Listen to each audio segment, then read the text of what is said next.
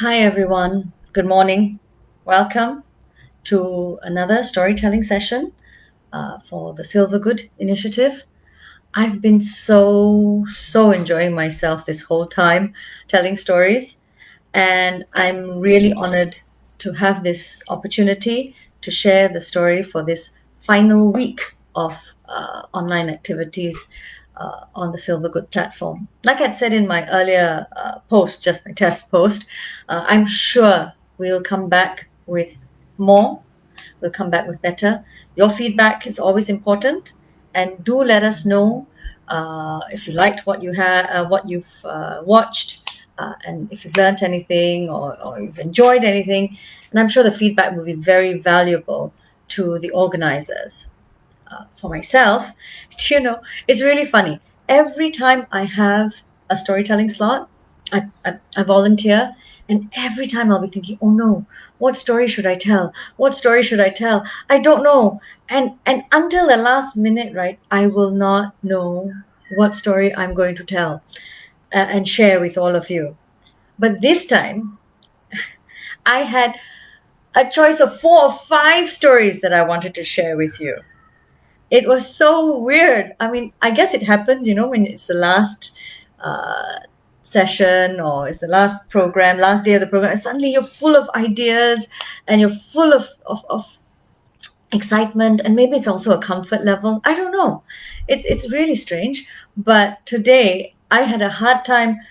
I still had a hard time choosing a story, but I had a hard time choosing which story to tell. I had like, I think 3 or 4 choices. It was crazy.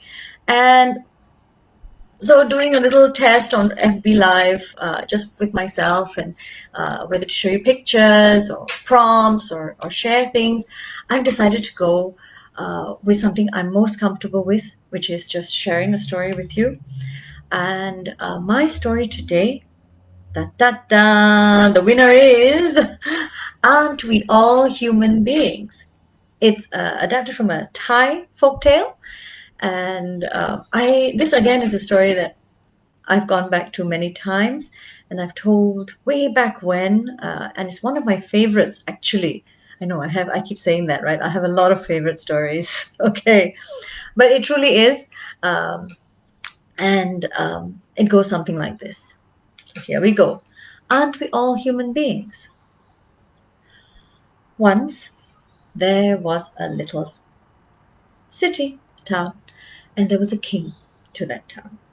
Now the king, he was always so busy, right, with the running of his city, and with this and with that. And as he grew older, he found that it was getting too busy, and he needed a little break. Now, near his city was along a coast. Just across there was an island, and on that island there was a hill, and on that hill there was a beautiful temple. Small one, but a little Buddhist temple that was very well known for the peace that it gave anyone who visited. And the king felt that this was the time he needed that peace. And so he made plans to go. Now, you know, he's the king.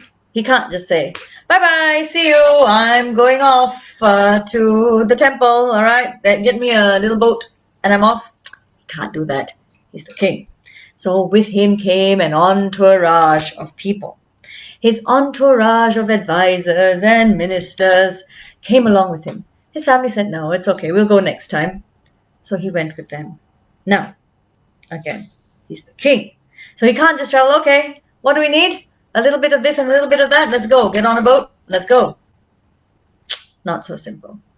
He needed a tent because he was planning to spend the night. Not just a little tent like we use, a big, comfortable one, the things for the tent. He needed food, he needed his cooks, he needed all sorts of things, right?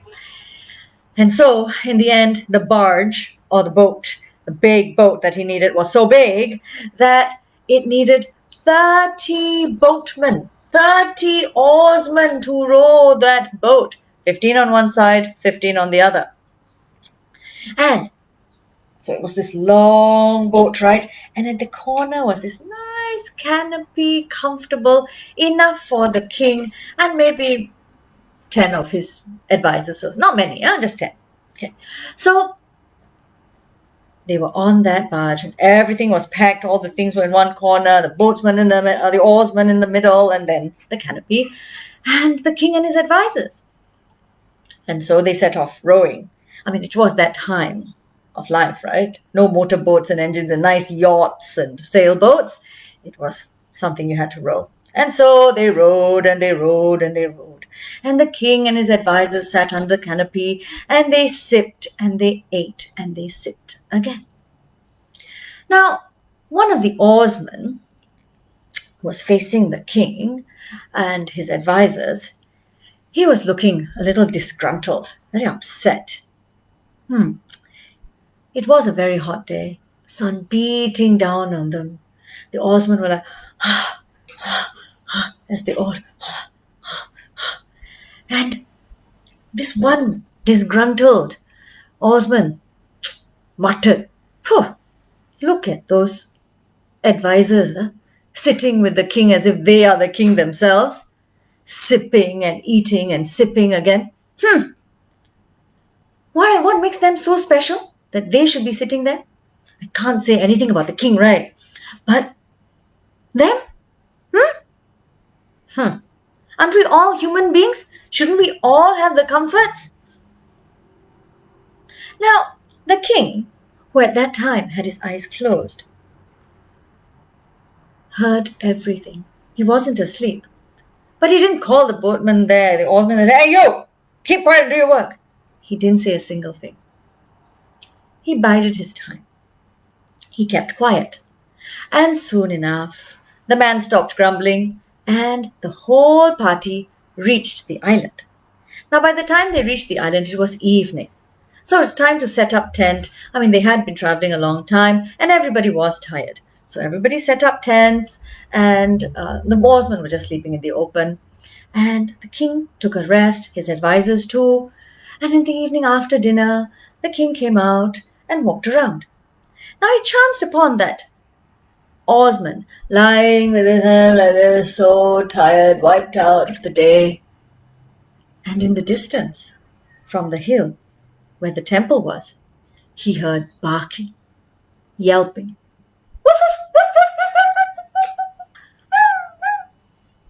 And he decided to use that opportunity. And so he called upon that boatsman who was, and he went to him, hey, you, boatsman, oarsman. And when he looked up, he saw the king. He stood up immediately. Yes, sire. Yes, sire. How can I help you, sire? And the king went, I hear a noise up on the hill. Go, find out. What's that noise? And the boatsman was like, yes, sire. Yes, sire. Of course, sire. Right away, sire. And he raced up the hill. Oh, and then he came back very fast. Sire, sire. Dogs, sire, dogs. Yes. And he felt very proud of himself. And the king said, how many? And the boatsman was like, I'll find out, sire. And he ran, not as quickly as the first time, but still fast. And he came back, not as quickly as the first time, but still fast.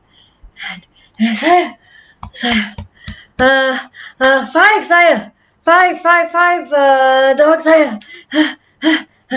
And again, he felt very proud of himself. And the king said, 5. Male or female? Boatsman hadn't found that out. And so he said, sire, 1 minute. And he ran a little slower this time. It wasn't 1 minute. And then he came back down, and again he said, sire, 2 males, 3 females, sire. Yeah. Yes. And the king said, what color? Oh, I'll find out, sire. And he walked quickly at first, but then he made it to the top, and then he came down some time later to find the king waiting for him. And he said, Sire, um, uh, what, yes, one black, one white, three mixed, black and white.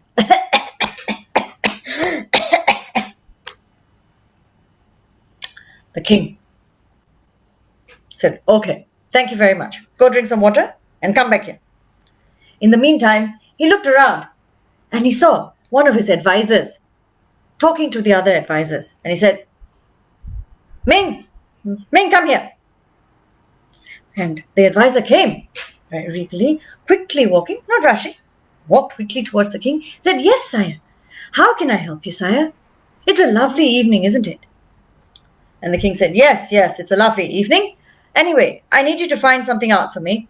I'm hearing all these sounds coming from the hill up there. Can you go find out what it's all about? And Ming was like, yes, of course, sire. No problem. I'll go right away. And so he did. Now, the oarsman, who had been come back by then, was looking like, what's the problem? I found it out for him already, right? I told him all about the dogs and everything. Why is he asking the advisor? Not like he's going to find out anything much, right? Same thing. But they waited. And they waited. And they waited.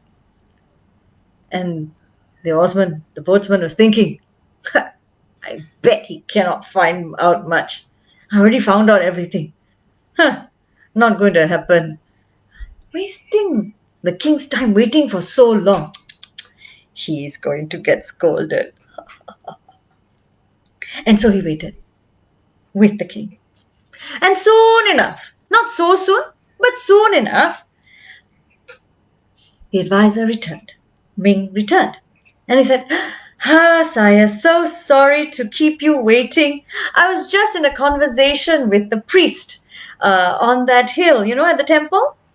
Yes, I've told him we'll be there tomorrow to visit the temple. And he said, yes, the best time is at 7 a.m. because that's the time he has finished his personal prayers and he'll be ready to receive guests. You know that sound, right? It's his dogs. They work like a warning system. And really cool, right? I mean, there are 5 of them. One male. There are 2 males and 3 females. One black, that's the male. And one white, that's the female. And the other 3 are their pups. Really fierce looking pups. Huh? They take their work really seriously. Even when I went, they started yelping. And then the male is black, the female is white, and the pups speckled, black and white. Very cute. Saya, I think, if we need guard dogs, we could ask the priest whether we can take one or all of them. Maybe, okay, he might need them and the mom might be, the female dog. She might miss her children. But I think they'll work really well as guard dogs. You should consider, maybe we can speak to the priest about that. Yes? And the king just kept quiet for a while. And the boatsman, with every word that was coming out of the advisor's mouth, his jaw was just dropping. He's like, huh? What? How? And so he didn't know what to say. What he had thought would happen and what actually happened did not match. And so the king at that point turned to the boatsman and said, this afternoon when you were rowing, I heard your comment. I heard what you had said. Aren't we all human beings? And I would like to answer that. Yes, we are all human beings. Absolutely. But there's still a reason why some of us are boatsmen, oarsmen, cobblers, etc. And some of us are advisors. The end. So when I first heard this story, right, I was like, okay. But it was a student of mine when I put this story to her in a class, and it was a girl who stood up, and I asked the class the same question. What do you think? What did the king mean? And she had a real good answer for me. She said that we are all at some point equal, but what sets us apart is the amount of effort, I guess, that we put into what we do. Whether it's successful or not, it doesn't matter. But what matters is that we do what we do well. And I thought that was great for a 14, 15-year-old to tell me that. Not exactly in those words, but that was her idea. And that's what that story is to me. And whenever I tell that story or I read that story again, that's what it is to me.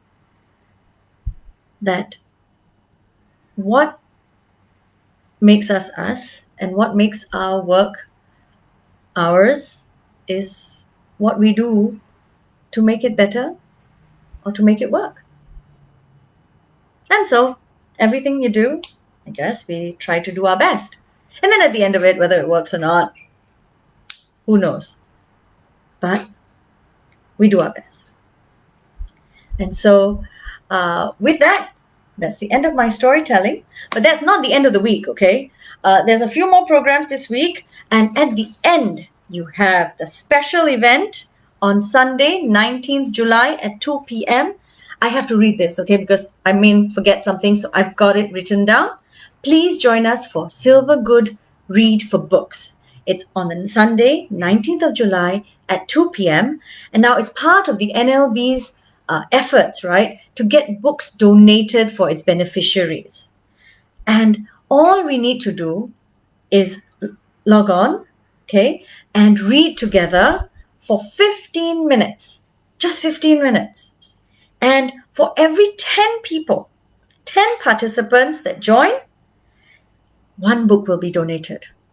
Can you imagine just 10 of us sitting there for 15 minutes reading to ourselves, any book you want to read? It's not read out loud. And we'll be able to donate one book to a child who really needs it, who will really benefit from it. So do go to the FB page. There's a link for you to register your interest. And I've shared it on my page as well. And if you go there, please do share it on your pages as well. Let's get as many people together as possible on Sunday to read together. Get your family, get your friends, get everybody together, and let's do our part to donate books. I mean, I've benefited from books so much. I love reading, and I'm sure a lot of you do too. That's why you're here listening to stories. That's where it all started at first, right? Maybe you heard, then you went back to books, and you come back again. So let's do our part, let's share books, and let's help someone out there. So I hope that you will all go now and sign up wherever you are, doesn't matter, sign up to read a book at 2 p.m. Singapore time on Sunday, 19th July, that this coming Sunday. Okay? Join us for the big blast. Thank you. It's been a great pleasure sharing stories with you. I hope to see you real soon. I hope to see you on Sunday. Okay. Take care. Bye-bye. See you, everyone. See you. Thank you for the opportunity. Thank you. Bye-bye.